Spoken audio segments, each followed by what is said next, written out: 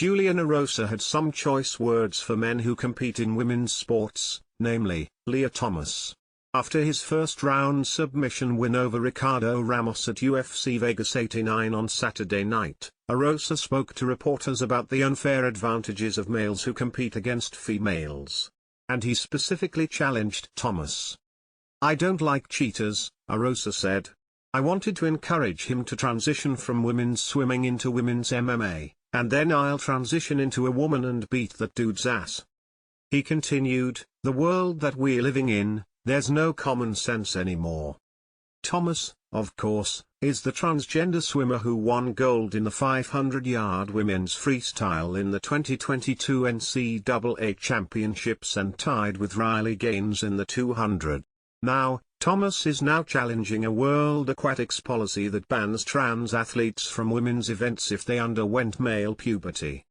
Related, Leah Thomas fighting secret legal battle while eyeing spot on women's team for 2024 Olympics. But, as Erosa explains, that ban is in place for a reason.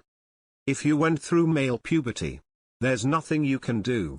There's nothing you can give yourself to shrink your bones down. There's nothing you can do, Erosa said. The proof's in the pudding, right? Like you have, you know, Mr. Thomas. Whatever, he was ranked as a man, and he's just beating all the women. It's obvious.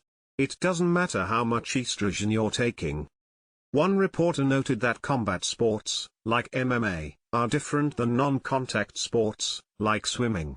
She asked the 34-year-old fighter if there were any instances in which it would be okay for men to compete against women.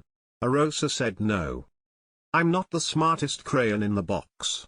But if I don't know anything about anything, I can still tell you it's unfair," he said. "You know, it's so funny to me that women will fight for their own spaces, and then they also fight for trans women to be in those spaces. And like, those are just men.